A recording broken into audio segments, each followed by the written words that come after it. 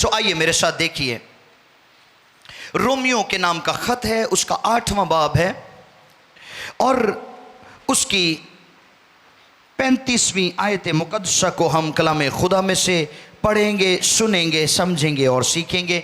The book of Romans chapter 8 and verse 35।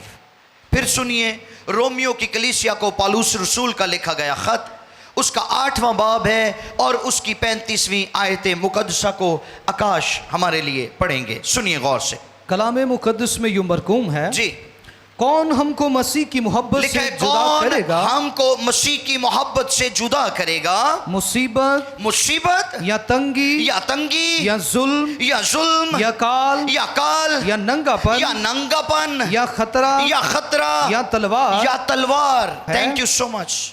कलाम खुदा के पढ़े और सुने जाने पर खुदा की बरकत हो। आमीन, कहिए आमीन। पौलुस का क्वेश्चन, पौलुस का सवाल, कौन हमको मसीह की मोहब्बत से जुदा करेगा? क्या आपने कभी अपने आप से यह सवाल किया है बतौर मसीही, बतौर ईमानदार? क्या ऐसी सोच कभी आपके अंदर आई है कि आप भी इस बात के बारे में सोचें कि दुनिया में ऐसी कौन सी चीज है जो मुझे मसीह की मोहब्बत से जुदा कर सकती है? क्या हालात वाक़यात, क्या तंगदस्ती, क्या मुश्किलात, क्या बीमारियां, क्या नफरत, क्या हसद, क्या डिस्क्रिमिनेशन? पौलुस ने यहां पर एक लिस्ट दी है और उसके एंड पे एक क्वेश्चन मार्क दिया है। कहते हैं मुसीबत या तंगी या जुल्म या काल या नंगापन या खतरा या तलवार, क्वेश्चन मार्क, सवालिया निशान। इनमें से कौन सी ऐसी चीज है जो हमें मसीह की मोहब्बत से जुदा कर सकती है? पौलुस मसीह का वो खादिम है जिसने अपनी कन्वर्जन के बाद 35 साल यीशु मसीह की खिदमत की। कितने साल? 35 साल खुदावंद की खिदमत की है और उस 35 साल के अरसे में 32 साल पौलुस ने मसीह की खातिर दुख उठाए हैं। कम ऑन, कितने साल दुख उठाए हैं? 32 साल। हम पर एक छोटी सी मुसीबत आ जाए ना बपतिस्मा लेने के बाद, यीशु मसीह को शख्सी निजात देंदा कबूल करने के बाद, ते असी सिर ते बांह रख लेने हैं। हम कहते हैं भाई साहब जी हुण होण ते हाले यीशु मसीह ने कबूल किया तो मुसीबतां फिर साडियां अगे नालों भी दूनियां हो गई हैं। हाँ जी, पौलुस, इसका नाम पहले शाऊल था और शाऊल का मतलब है मांगा हुआ, और खुदावन ने इसका नाम बदलकर पौलुस रख दिया जिसका मतलब है छोटा, आजिज, फरोतन। ये वो शख्स है जिसको कलीसिया से नफरत थी, ये वो शख्स है जिसको मसीह से नफरत थी। जब स्टिफनस को संसार किया जा रहा था, ही वॉज देयर, और मारने वालों के कपड़ों के पास ये खड़ा था, बहुत खुश था कि एक मसीही को शहीद किया जा रहा है, और अपने हुक्मरानों से यह वादा करके निकला था कि आज शाम मैं मसीहत का कला कमा कर दूंगा, आज शाम मैं सारे के सारे मसीही ईमानदारों को रुए ज़मीन पर से ख़त्म कर डालूंगा। इस इरादे के साथ, इस इंटेंशन के साथ ये बंदा निकला था, और दमिश्क की राह पर इसका एनकाउंटर, इसका सामना उस ज़ात, उस हस्ती के साथ हुआ जिसने सारी कायनात के लिए अपनी जान दी। हालेलुया। ये उसको मिटाने जा रहा था, उसके लोगों को मिटाने जा रहा था जिसने गुनाह को मिटा दिया, जिसने इब्लीस को मिटा दिया, उसने मौत को मौत दे दी। उस यीशु के साथ इसका एनकाउंटर हुआ है। और मैं एक दफ़ा पहले भी शायद बता रहा था आप लोगों को कि आप जब अनजील अरबा का मुताला करते हैं तो आपको वहाँ पर यीशु मसीह के मिरेकल्स इस तरह से मिलते हैं कि यीशु ने अंधों को आंखें दी, कोड़ी पाक साफ किए, गूंगों को जुबान दी, लंगड़े चलने लगे, मुर्दा जिंदा हुए। ऐसे ही है। आपने कहीं पर पढ़ा है ना झील में कि यीशु ने किसी को अंधा कर दिया? It happened. और पहली दफा ऐसा हुआ, पतरस को बुलाया, यूहन्ना को बुलाया, फिलिप्पस को बुलाया, इंद्रियास को बुलाया, शागिर्दों को इकट्ठा किया खुदावंद ने। मत्ती टूल टैक्स पर बैठा हुआ था, टूल प्लाजा पर टैक्स लेता था। खुदावंद ने उसे कहा मेरे पीछे हो ले। उसने वहीं पर सब कुछ छोड़ा और खुदावंद के पीछे चला गया। किसी ने अन्ना कीता सी खुदावंद ने। यहां पर स्टोरी फर्क है। ए पहला बंदा है जिन्हों तब्दील करने ली उदियां अखां कट ली हैं, उसकी बिनाई उससे ले ली है। और जानते हैं क्यों? इसलिए कि ये शख्स साउल अपने कन्वर्जन से पहले कलीसिया को अपने डीएनए से देखता था, और इसका डीएनए कहता था ईमानदारों को हलाक कर दे, ईमानदारों को बर्बाद कर दे, कलीसिया को बर्बाद कर दे। खुदावंद ने इसका डीएनए बदल दिया, और जब इसकी आंखों के छिलके गिरे और इसको नई साइट मिली, इसको नई आंखें मिल गई, इसका डीएनए बदल गया, तो इसको यीशु से भी मोहब्बत हो गई और यीशु की कलीसिया से भी मोहब्बत हो गई। हालेलुया। ये वो पौलुस है जो बड़े दावे के साथ ये बात कहता है, कौन हमें मसीह की मोहब्बत से, हालेलुया, कौन जुदा करेगा? मुसीबत या तंगी या काल या जुल्म या नंगापन या खतरा या तलवार। ये लिस्ट अगर पौलुस ने दी है तो वो इनमें से गुजरा है। ये जग बीती नहीं सी, ये हड्ड बीती सी। लोकी तानू जग बीतियां सुनाते ने, हड्ड बीती तानू वो सुनाएगा जिदा अपना जड़ा आप उस तजर्बे चो गुजरे है। तो पौलुस इन तजर्बात में से खुद गुजरा है और उसने कलीसिया का हौसला बढ़ाया है। 35 साल खुदावंद यीशु को सर्व किया है, 32 साल मसीह के लिए दुख उठाए हैं। अज ते लोकी कहंदे ने जी खुदा दा बड़ा फजल है, बड़ी अच्छी नौकरी है साडे कोल, बड़ा अच्छा खुदा ने कर दिता है, बड़ी अच्छी खुदा ने गड्डी दी है, बीवी बड़ी अच्छी है, बीवी कहती शौहर मेरा बड़ा अच्छा है, साड़ी औलाद बड़ी अच्छी है। खुदा दा फजल है। खुदा का फजल हो इस बात के लिए, खुदा का शुक्र हो इस बात के लिए। लेकिन क्या कभी किसी ने यह भी कहा है कि मुझ पर खुदा का फजल है कि मैं मसीह की खातिर दुख भी उठाऊं? ये मुश्किल बात है। और पौलुस ने ये बात रकम की है। पौलुस कहते कि हम पर ये फजल हुआ कि मसीह की खातिर, हालेलुया, मसीह की खातिर दुख उठाएं। और ये फजल की बात है। जो मुसीबत आंदी है किसी तरह दी भी तो डरिया ना करो, खौफजदा ना हुआ करें, बल्कि उन मुसीबतों में आपके लिए ये बात बड़ी तसल्ली की कबाइस बनती है कि यहोवा कादर मुतलक खुदा आपके तमाम हालात में हमेशा आपके साथ साथ रहता है।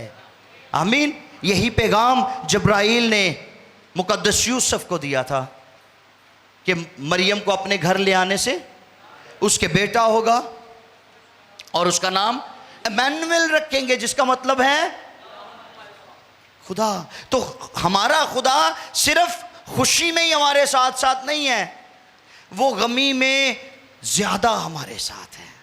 वो मुश्किलात में अपने आप को अपीयर करता है हम पर, अपने आप को जाहिर करता है हम पर।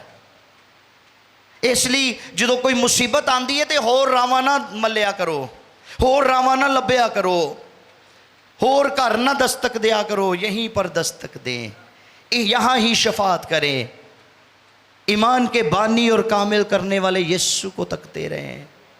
आमीन। क्योंकि वो आपकी मुश्किलों का मदावा है, वो हल्ले मुश्किलात है।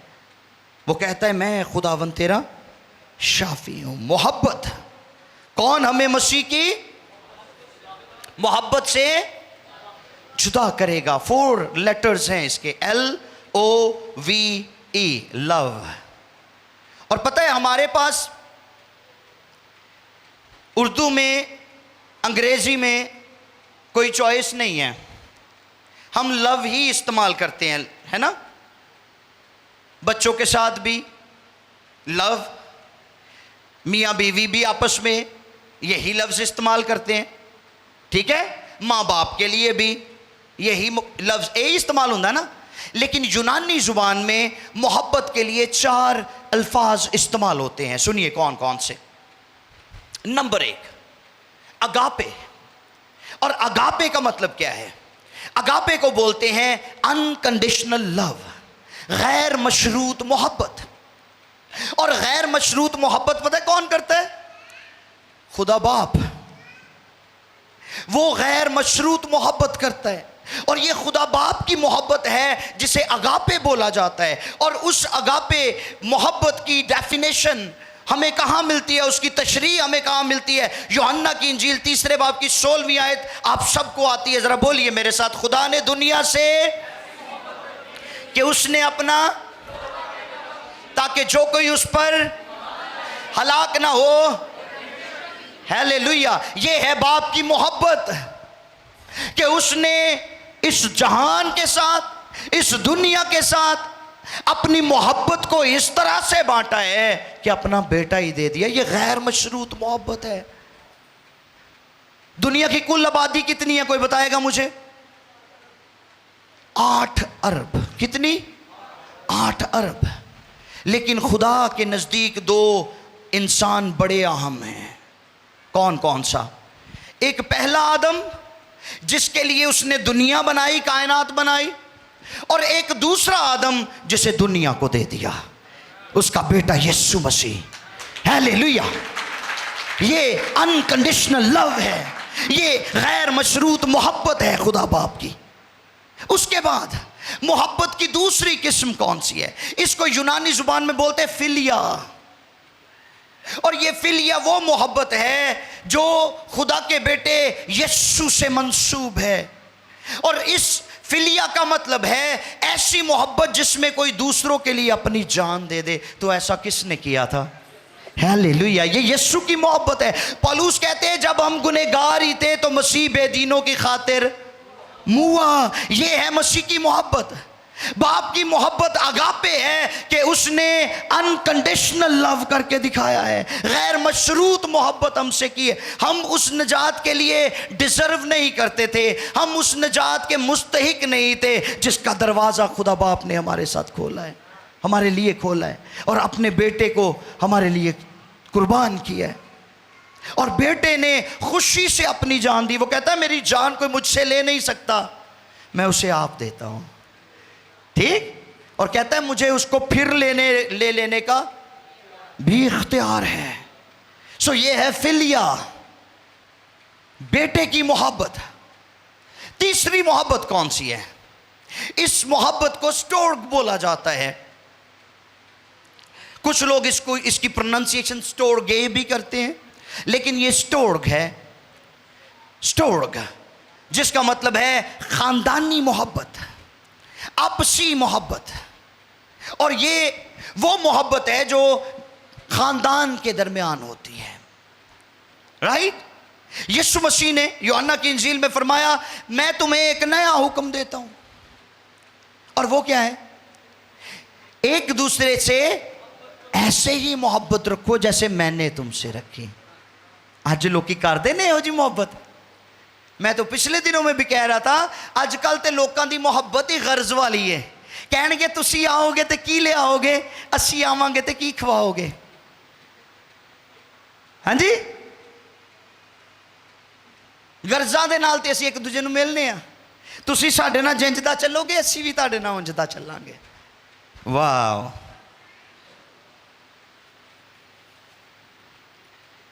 वो एक वक्त होता था जब लोग कहते थे कि जेड़ा साडा है वो तुहाडा है, ते जेड़ा तुहाडा है वो साडा है। फिर एक वक्त आया लोगों ने कहना शुरू कर दिता जेड़ा साडा है वो ते जेड़ा तुहाडा है वो। अज वो दौर आ गया है, लोग कहते जेड़ा साडा है वो ते साडा है, ते जेड़ा तुहाडा है हुण वो भी साडा है। इतनी खुदगर्जी। सिकंदर आजम के बारे में बताया जाता है कि जब वो करीबुल मर्ग था तो उसने अपने मुशीर को बुलाया और कहने लगा कि मेरे लिए एक सबसे अच्छा डॉक्टर बुलाया जाए। उसने कहा अलीजा, हमने तो जो सबसे माहिर डॉक्टर था आपका चेकअप, आपका मुआयना उससे भी करवा कर देख लिया है, तो आप ऐसा क्यों कह रहे हैं? उसने कहा मैं दुनिया को पैगाम देना चाहता हूं कि जब इंसान का वक्त आ जाता है तो उसको बेहतरीन से बेहतरीन डॉक्टर भी बचा नहीं सकता। राइट। नंबर 2, सिकंदर आजम ने अपने मुशीर से कहा मैं चाहता हूं कि जब मैं मर जाऊं तो मेरे हाथ और पांव कॉफन से बाहर निकाल दिए जाएं। उसने कहा वो क्यों? कहता है मैं दुनिया को दूसरा बड़ा पैगाम यह देना चाहता हूं कि इंसान खाली हाथ इस दुनिया में आता है और खाली हाथ चला जाता है। नंबर 3, उसने कहा जब मेरा जनाजा उठाओ तो उसके आगे आगे मेरी दौलत फेंकना। उसने कहा वो क्यों? कहता है मैं तीसरा बड़ा पैगाम इस दुनिया को ये देना चाहता हूँ कि दुनिया का मालो दौलत दुनिया में रह जाता है, इसलिए हमें अपनी आकबत को संवारने की ज़रूरत है। आपसी मोहब्बत बहुत ज़रूरी है। पौलुस इसके बारे में कहते हैं अगर मैं आदमियों और फरिश्तों की दाशा बाखा धारा सके धेरे से बेरे गैर जुबाना बोलो जो दब के ते जे अंदर मोहब्बत ही नहीं है तो मैं ठन ठनाता और झनझनाती मुंह दे एक दूजे दे वो अगले नू साबित करना मैं तेरा ही हाँ, ते वो जरा जे अख तो ओझल होया तो कहना छड्डो एक बंदा है। किस तरह की मोहब्बत है हमारे दिलों में, किस तरह की मोहब्बत हम बांट रहे हैं। और सुनिए, जो खुद गर्जी वाली मोहब्बत हमारे अंदर है उसी को हम आगे ट्रांसफर कर रहे हैं अपने बच्चों में, उसकी इम्पार्टेशन कर रहे हैं अपने बच्चों में। मियाँ बीवी आपस ठहम खह कर देने, आपस में बच्चों के सामने लड़ते हैं, गालियां देता है शौहर, बीवी भी बराबर पे मुकाबला करती है। सुनिए, आप अपनी जनरेशन को अगली जंग के लिए तैयार कर रहे हैं। ताड़ी बच्ची जाके भी अपने सौरियां की इज्जत नहीं करेगी ते ताड़ा बेटा भी अपनी बीवी की इज्जत नहीं करेगा। क्यों? क्योंकि आपको उसने ये सब कुछ करते हुए देखा है। आपसी मोहब्बत किथे गई है? कहां है आपसी मोहब्बत? हमें आपसी मोहब्बत को प्रमोट करना है। यह तीसरी मोहब्बत है, स्टोर्ग। चौथी मोहब्बत कौन सी है? इसको यूनानी जुबान में बोलते हैं एरोस। क्या? एरोस। और एरोस का मतलब है इंग्लिश में इंटीमेसी, गहरी कुर्बत। और ये वो मोहब्बत है जो शौहर और बीवी के दरमियान होती है।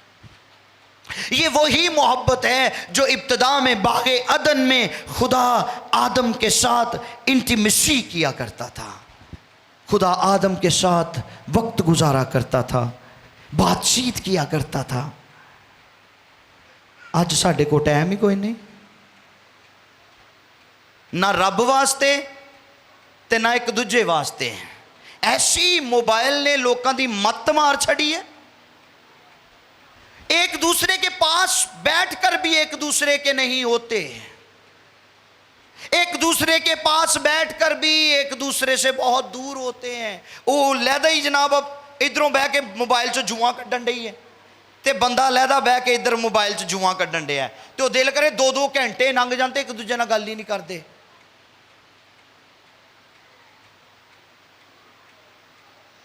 बड़ी खतरनाक हालत है ये। तो अगर हम आपस में एक दूसरे के साथ वक्त नहीं बिताते तो फिर खुदा के साथ कौन? सानू ते रब उदों याद आंदा जो असीं मुसीबत चों लंघने आ। ठीक है? ते कई एडे सियाणे ने वो खुदा दे खादम नूं ही आके कहणगे भाई साहब जी बड़ी मुश्किल आ गई है, रोज़ा रख के दुआ करो, ते असीं तुहाडा रोज़ा खिला दांगे। हैं जी? ओदा फायदा भी खुदा दे खादम नूं ही होना है। रोज़ा तो उन्होंने रखना है ते फायदा भी तो तानू काहदा फायदा होने दिया? आप एक तरफ कहते हैं खुदा हमारा बाप है और दूसरी तरफ आपका उसके साथ कोई नाता ही नहीं है, कोई रिश्ता ही नहीं है, आपके पास उसके लिए टाइम ही नहीं है। बहुत अफसोस की बात है। कईयां ने तो जनाब लंबी लिस्ट रखी होंदी है, चीज़ां उन्होंने ए तरतीब ना लिखियां होंदियां ने अपनी दुआ च, खुदावंद ए भी दे दे, ए भी दे दे, ए भी दे दे, ए भी दे दे, ए भी दे दे, ए भी दे दे, मंग मूंग के तो कहणगे यीशु के नाम से आमीन। क्या खुदा ऐसे गल ली खुदा है ताड़ा? क्या यही मोहब्बत है खुदा बाप के लिए कि असी हाथ च कशकोल फड़िया है ते असी बस मंगण ते लगे हुए हैं? नो, वो आपके साथ गुफ्तगू करना चाहता है, वो आपके साथ बातचीत करना चाहता है, वो आपके दिल की सुनना चाहता है, वो आपको अपने ख्यालात जो आपके लिए, आपके ख़ानदान, आपके लिए बच्चों के लिए, आपकी सोसाइटी, आपके मुआशरे के लिए, आपके शहर, आपके इलाके, आपके मुल्क के लिए हैं, वो उन प्लान्स को आपके साथ शेयर करना चाहता है। असी कित्थों प्लान्स लैने खुदा दे? साढ़े को टाइम ही कोई नहीं। कई फटाफट वाली दुआ करते हैं, फटाफट फटाफट, तो कईयां दी हालत यह आ कि वह कलाम नू किस्मत पुड़ी वांगू खोलणगे, जिथों निकल आया उथों ही कलाम। तो मैं अक्सर कहना जो उत्थे तवारीख की किताब निकल आई वहाँ पर नस्बनामे मौजूद हैं, तो किसी का नस्बनामा निकल आया तो फिर की करोगे? हाँ जी। अच्छा, कई इन्ने तेज ने लोग, वो जिथे को गल उन्हां दी शख्सियत के खिलाफ होंदी है ना, वो सफाई थोल लैणगे, कहणगे नहीं नहीं खुदा नहीं है कह सकता। भी तुहानू क्यों नहीं खुदा ये गल कह सकता? खुदा, यस, खुदा तो हमें तंबी करता है, जिससे वो प्यार करता है उसे तंबी करता है, और जिसे बेटे बनाता है उसको ते कूड़े खान ली भी तैयार रहा करो। हमारे पास वक्त नहीं है खुदा के लिए। हम बहुत कुछ एक्सपेक्ट करते हैं, लेकिन खुदा के लिए हमारे पास कुछ नहीं है। गुजरे दिनों, ये शायद कल की बात है, एक थॉट खुदा के पाक रूह ने मुझे दिया कि हमारे अंदर दुआ का बोझ होना चाहिए, दुआ हमारे लिए बोझ नहीं होनी चाहिए। कईयां नू दुआ भी बोझ लगती है, वो दुआ च बहणगे तो घड़ी मुड़ी क्लॉक वाल वेखणगे कि कितना का टाइम हो गया। सो हमारे अंदर दुआ का बोझ होना चाहिए, और दुआ का मतलब है खुदा से गुफ्तगू करना, और खुदा चाहता है कि हम उसके साथ गुफ्तगू करें, उसके साथ बातचीत करें। यह है इंटीमेट रिलेशनशिप। खुदा आपके साथ बोले और आप खुदा के साथ बात करें। असी दावे ते बड़े बड़े करने, हमारा खुदा बोलता है, हमारा खुदा सुनता है, ते कभी सुनिया जी उन्होंने? कभी आपने खुदा की आवाज को सुना है? कभी खुदा आपके साथ बोला है? हमारे पास तजर्बा ही नहीं है। क्यों? क्योंकि हमारे पास वक्त नहीं है खुदा के साथ बैठने का। साडे मजहबे टुटे ने, साडे मजहबे ठंडे ने। मैंने पिछले इतवार भी कलाम सुनाया था, खुदा ने मूसा से कहा कि कायनों से कह कि मजहबा पर आग हमेशा जलती रखी जाए, ये आग बढ़ती रहेगी तो रब तुहाडे नाल गुफ्तगू करता रहेगा, तो जे मजहबे ठंडे पे रहे तो रब ने कोई नहीं जे गल करनी। सो पौलुस का कंसर्न, कौन हमें मसीह की मोहब्बत से जुदा करेगा? यह बहुत बड़ा सवाल है, बहुत बड़ा सवाल है। खुदा ने हमारे लिए बहुत कुछ किया है, उसके बेटे ने हमारे लिए किया है। हम खुदा की मोहब्बत में क्या कर रहे हैं? हमें दो परसिक्यूटेड चर्चेस मिलते हैं, एक अमाल की किताब में और दूसरा मुकाशफा की किताब में। दो परसिक्यूटेड चर्चेस, एक इब्तदाई कलीसिया और दूसरी कलीसिया वो जिसका जिक्र मुकाशफा की किताब में मिला है। आप जितने दुख उठाएंगे आप उतना ही खुदा के जलाल में, इरफान में, उसके जोर में बढ़ते चले जाएंगे। हमें मसीहियों को दिलेर होने की ज़रूरत है, क्योंकि जिस रोज़ खुदावंद यीशु आसमान पर उठाए जाने वाले थे, अमाल की किताब के पहले बाब में उसकी 8वीं आयत में खुदावंद यीशु ने फरमाया, जब तक आलम बाला पर से तुम्हें कुव्वत का लिबास ना मिले यरूशलेम में। और लिखा है जब तुम्हें कुव्वत का लिबास मिलेगा तो तुम यरूशलेम में और यहूदिया में और सामरिया में, बल्कि ज़मीन की इंतहा तक मेरे गवाह। लफ्ज़ बड़ा ख़ास है। इसके लिए जो यूनानी लफ्ज़ इस्तेमाल हुआ है वो है मार्टोस, जिससे इंग्लिश का लफ्ज़ ड्राइव किया गया है मार्टर। और मार्टर का मतलब क्या होता है? शहीद। सो खुदावंद यीशु ने अपने शागिर्दों से कहा कि तुम मेरे, बोले, तुम मेरे गवाह। क्या मतलब है गवाह का? शहीद। तुसी मेरे लिए अपनियां जाना दोगे। तो ये बात तो यीशु ने पहले ही कह दी थी, तो फिर हम परसिक्यूशन से क्यों डरते हैं? साडी जान ते बन जाती है। अरे कलीसिया को दुख उठाना है, इसलिए कि कलीसिया दुख उठाएगी तो बेदारी आएगी। कलीसिया दुख नहीं उठाएगी, बेदारी नहीं आएगी। स्टिफनेस को संसार किया गया और पौलुस बदला, साउल बदल कर पौलुस बना। ऐसे ही है। अमाल की किताब में पौलुस को संसार किया गया तो वहां भी एक शागिर्द पैदा हुआ, उसका नाम तीमुथियुस था। हालेलुया। तो जब जब कलीसिया ईमानदार मुसीबतों में से, दुखों में से गुजरते हैं, मसीह के लिए एक बड़ी बेदारी का सैलाब आता है। आमीन। हम मसीही मौत से नहीं डरते हैं। जानते हैं क्यों? क्योंकि कलाम में लिखा है, खुदावंद यीशु ने फरमाया कि जो कोई मुझ पर ईमान रखता है वो मरता नहीं बल्कि, बोले, जिंदा रहता है।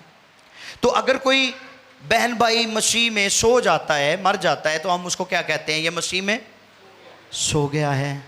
और सोए हुए के लिए उम्मीद होती है। ऐसे ही है। अब हम मसीही मौत से इसलिए नहीं डरते क्योंकि हम जानते हैं कि इस मौत के बाद अबदी जिंदगी हमारा इंतजार कर रही है। राइट? पौलुस ने एक लिस्ट दी है अपने दुखों के हवाले से। करंथियों का दूसरा खत है, उसका 11वां बाब है और उसकी 23वीं आयत से जब आप इसको थ्रू आउट पढ़ते हैं 27वीं आयत तक, तो यहां पर आपको एक तवील लिस्ट मिलेगी पौलुस के दुखों की। ये मौत से नहीं डरता था। ये कहता है मैं अपने बदन पर मसीह की मौत लिए फिरता हूं।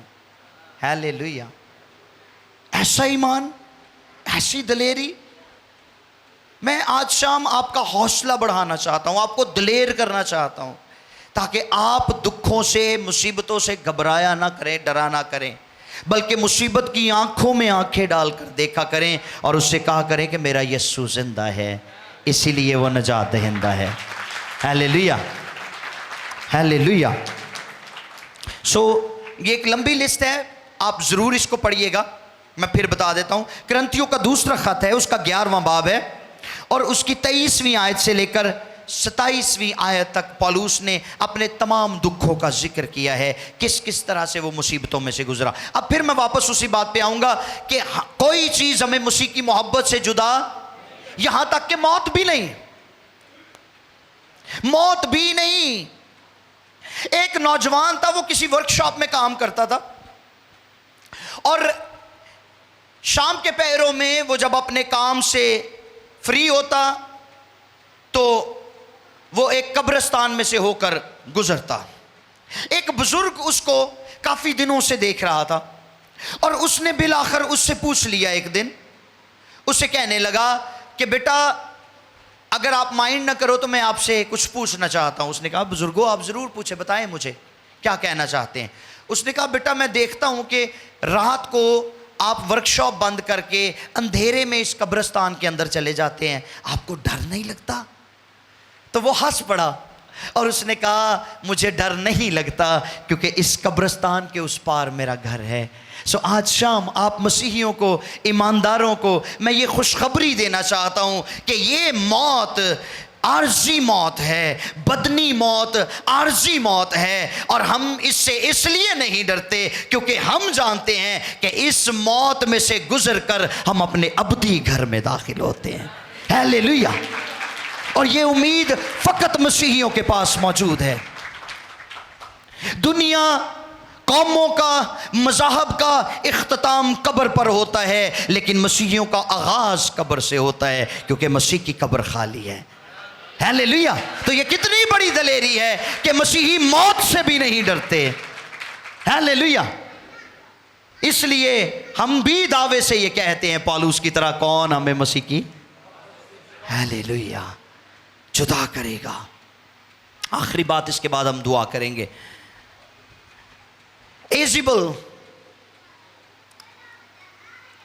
एजिबल ने एक कासद भेजा। एजिबल का पता है आपको? अखियब बादशाह की बीवी, जो एक बदचलन औरत थी।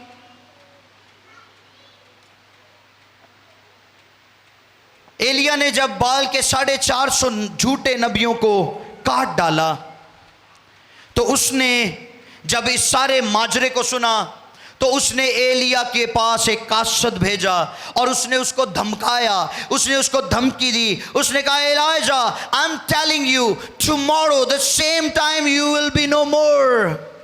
मैं तुझे तबाह कर दूंगी, मैं तुझे ख़त्म कर दूंगी, तू इस दुनिया में नहीं रहेगा। लेकिन सुनिए, कलाम फरमाता है कि वो एलिया का कुछ ना बिगाड़ सकी। एलिया जैसे आसमान से उतरा वैसे ही आतशी रथ के साथ आसमान पर वापस चला गया। आज इब्लीस, उसके कारिंदे, उसकी कुव्वतें, उसकी लानतें कलीसिया को आंखें निकालती हैं। लोग आपको धुतकारते हैं, लोग आपको अजामे से गुजारते हैं, लोग आपके साथ नफरत करते हैं, कीना रखते हैं, हसद करते हैं। लेकिन सुनिए, कोई भी कलीसिया का कुछ नहीं बिगाड़ सकता, क्योंकि कलीसिया किसी स्कूल का नाम नहीं है, कलीसिया किसी ऑर्गेनाइजेशन का नाम नहीं है, कलीसिया किसी कंपनी का नाम नहीं है, बल्कि कलीसिया मसीह के खास चुने हुए लोगों की जमात है जिसे वो बहुत जल्द लेने के लिए वापस आ रहा है।